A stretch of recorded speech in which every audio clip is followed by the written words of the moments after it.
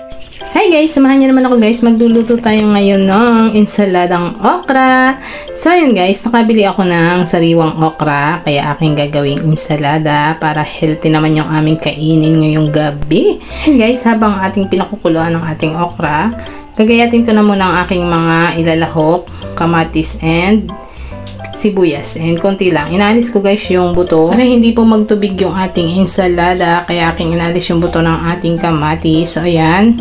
Hindi natin kailangan i-overcook ang ating okra kasi pangit naman po kung overcook siya. Medyo malahay siya. Kaya konting kulo lang. Kailangan yung crunchy siya pag ating kakagatin. So ayan na, okay na siya. Gagayatin natin yan sa tatlong bahagi, sa tatlong parte, and alisin natin yung dulo para pag subo natin wala na tayong itatapon. And ayan, nag-drain ako ng Century.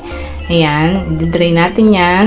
Bahala kayo kung pag gumawa kayo, pwede din yung mahalang na Century. Depende sa gusto nyo, Century, baka naman.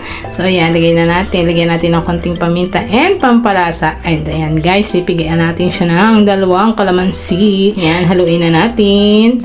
Okay na siya, napaka-yummy po niyan. Sobrang dali lang po niyang gawin and napaka-healthy po niyan.